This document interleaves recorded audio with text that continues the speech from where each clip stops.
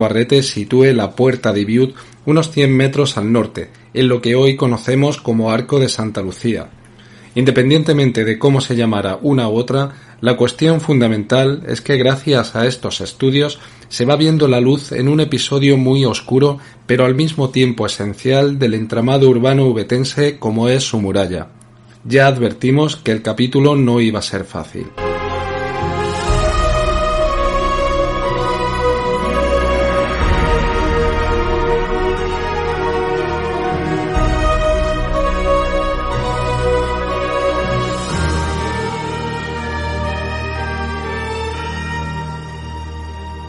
Siguiendo con nuestro relato, tras el ocaso de Roma se abriría el periodo visigodo, el cual, como ya hemos contado en capítulos precedentes, no deja huella en Úbeda. No creemos que más allá del recinto del Alcázar existiera un núcleo de población numeroso en esta época, ni mucho menos que estuviera fortificado. Es posible que la zona del Alcázar, origen de la ciudad, contara con algún tipo de defensa.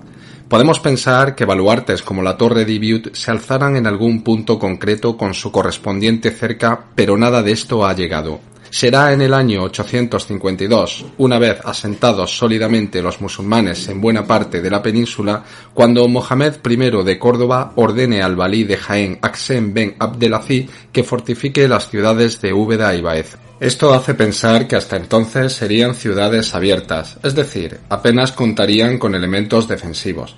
También es posible que en el caso de Úbeda, como apunta Martínez Elvira, lo que empezaría a fortificarse fuera el arrabal correspondiente a la zona de la Saludeja, donde hoy están los huertos por esa área muy fértil para el cultivo hortofrutícola y haberse asentado allí numerosa población. De hecho, Ruiz Prieto sitúa en esa zona a los primeros pobladores de Úbeda. Por tanto, la orden de fortificar la ciudad afectaría sobre todo a ese sector meridional, independientemente a que la ciudadela del Alcázar también fuera robustecida en el caso de no estarlo demasiado. Ese sería el germen de la Úbeda histórica, ya que a partir de ahora Ubbadat entrará a formar parte de la documentación. Está confirmada, como así atestigua la arqueología amén de los archivos, la existencia ya en época cristiana de una barbacana que protegía el barrio de los conocidos como los San Juanes, San Juan Bautista y San Juan Evangelista, emplazados, como se sabe, en este área sur de los Huertos. De hecho, a San Juan Evangelista también se le conocía como San Juan de los Huertos, por lo que no es descabellado pensar que este origen árabe de la cerca arrancara precisamente aquí. Luego la ciudad crecería en forma de abanico hacia el norte, y su muralla se iría ensanchando o contrayendo al albur de las necesidades. Pero no adelantemos acontecimientos. La pregunta es, ¿por qué es precisamente ahora cuando se ordena fortificar la ciudad, toda vez que la frontera con el enemigo cristiano se encuentra al norte del Duero y no supone ni remotamente una amenaza? Para responder a esta cuestión hay que analizar el contexto en el que se desarrolla la historia de Al-Ándalus por estos años. ¿Qué está ocurriendo en el Emirato andalusí en el Ecuador del siglo IX para que ciudades como Úbeda y Baeza necesiten ser reforzadas con relativa urgencia?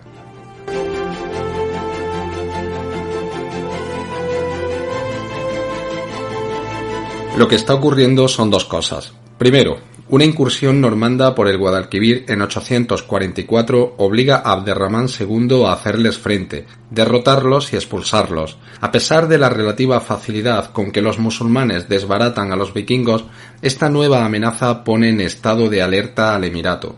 Los invasores, llevados por sus maniobreros barcos de guerra, los famosos Dácar, saquean algunas zonas de Sevilla y llegan hasta Córdoba, por lo que se hace necesario reforzar las ciudades del Valle del Guadalquivir. Pero Úbeda se encuentra lejos del escenario de estos sucesos, por lo que hay que buscar otra razón más apremiante para fortificar también aquellas ciudades. Y esta es el recrudecimiento de las persecuciones religiosas en época precisamente de Abderramán II. Tanto mozárabes, que son los cristianos en territorio musulmán, como muladíes, que es la población de origen hispanogodo convertidos al Islam, sufren de pronto un empeoramiento en sus condiciones de vida por la clase dirigente andalusí, lo que va a provocar numerosas revueltas.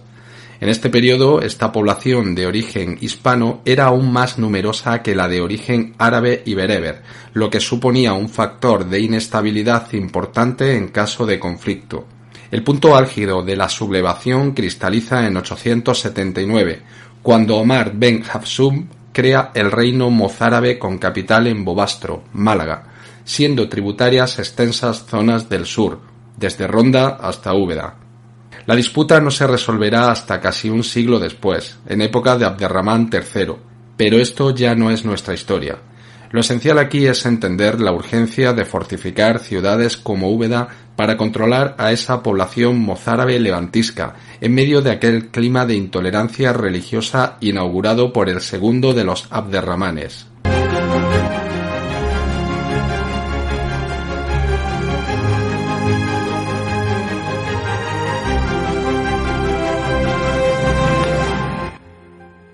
A partir de ahora, y siguiendo los acontecimientos narrados en el capítulo 2 de esta serie, titulado de Ubadat a las Navas, Úbeda, siendo ya plaza fuerte y formando parte del entramado urbano andalusí, será objeto de cruentas luchas entre diferentes bandos.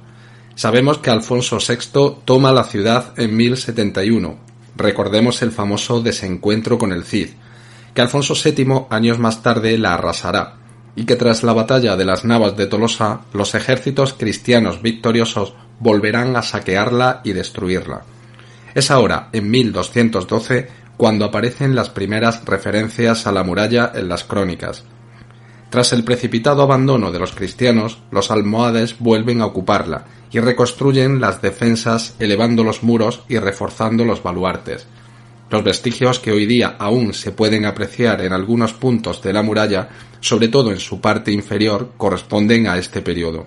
En 1233, Fernando III rinde la plaza definitivamente, y Úbeda pasará a formar parte ya de la órbita cristiana. No obstante, la ciudad seguirá siendo fronteriza durante los 2 siglos y medio que se extienda el reino nazarí de Granada. La lucha entre moros y cristianos y entre la propia nobleza de la ciudad será motivo para que se deban mantener y reforzar las defensas permanentemente.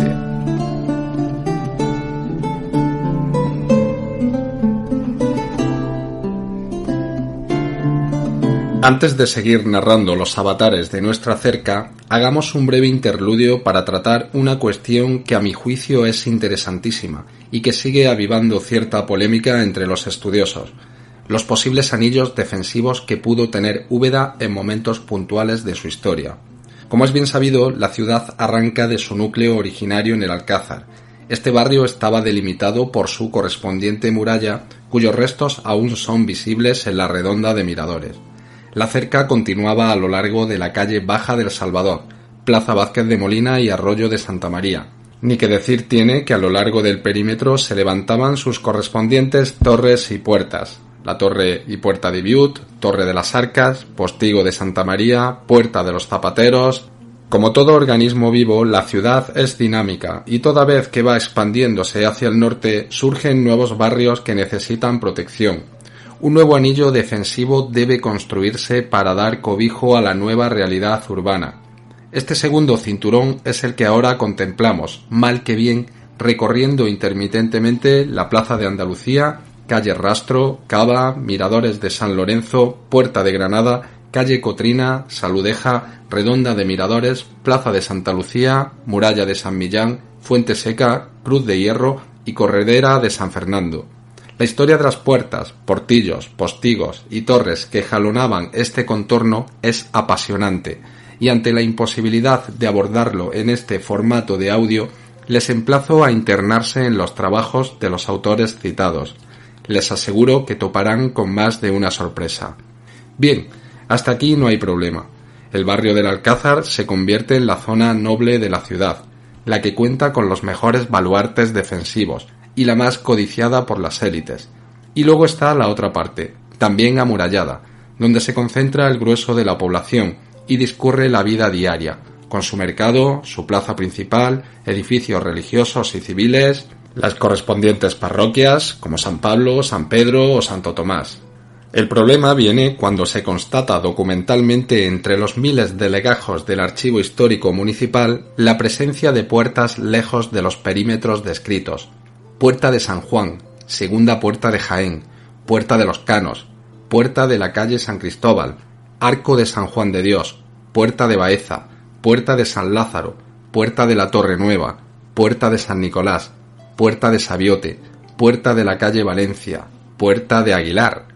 Y claro, una puerta solo se construye cuando hay algo que cerrar, en este caso la propia ciudad, por lo que no se entiende una puerta sin sus paredes correspondientes. Conclusión, donde hay puertas, hay muralla.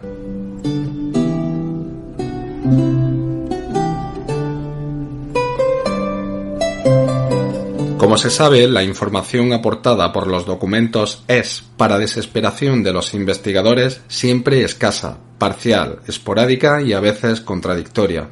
No es extraño encontrar nombres diferentes para un mismo lugar o el esbozo de una información relevante que solo se queda en un apunte impreciso, dejando de nuevo al sufrido investigador sumido en un mar de conjeturas. La razón es tan sencilla como que el escribano de turno que redactó el documento en cualquiera de los siglos anteriores y que ahora leen los historiadores tratando de desentrañar las claves del pasado, no necesitaba describir con detalle la puerta o el arco en cuestión que iba a ser reparada o demolida, ni mucho menos contar su historia, su ubicación, los lienzos de muralla que la protegían, ni sus anteriores denominaciones, puesto que era algo de sobra conocido para los contemporáneos. Es como si cualquiera de nosotros tuviéramos que levantar acta hoy día sobre una supuesta reparación de la Torre del Salvador. Nos limitaríamos a dar fe del motivo, desarrollo y conclusión de la obra, pero no relataríamos la historia de la Sacra Capilla, ni concretaríamos el lugar donde se encuentra. No haría falta. Todo el mundo sabe quién, cuándo y por qué se construyó el Salvador, o al menos se supone, y por supuesto dónde está. Ni se nos pide eso ni aporta nada a nuestro objetivo. Lo mismo ocurría en los siglos XIV, XV, XVI y en adelante. La gente de entonces sabía perfectamente dónde y cómo se llamaban las cosas, y el escribano se limitaba solamente a constatar la información precisa, sin entrar en pormenores innecesarios. No escribía para el futuro, ni pensaba que todo aquello que era familiar y conocido pudiera desaparecer un día y perderse su memoria. ¿O es que podemos imaginar una Úbeda sin El Salvador dentro de 100 o 200 años?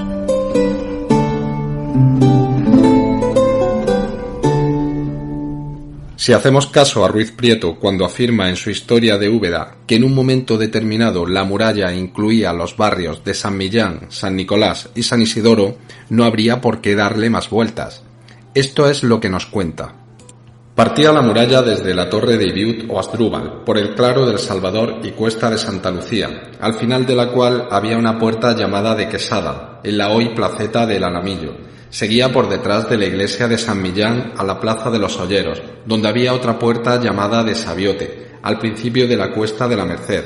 Continuaba por la calle Peraleda, hasta el fin de la calle del Gallo, donde había otra puerta, y seguía por el huerto del Canónigo hasta la calle llana de San Nicolás, en donde existía otra puerta de la que aún queda un murallón cerca de la fuente. Continuaba por la calle del Sacristán hasta la Torre Nueva, donde aún se conserva una torre reedificada en tiempos posteriores, que dio nombre al sitio, y donde existía otra puerta. Seguía la muralla por la calle de las Minas hasta el final de la calle de Mesones, hoy San Miguel, donde había otra puerta llamada de Baeza, y donde después se levantó un artístico arco, que según tradición fue erigido con ocasión de la venida del rey don Pedro I a la población, arco que después se llamó de San Juan de Dios, por el convento que junto a él se levantara. El arco fue derribado en 1866.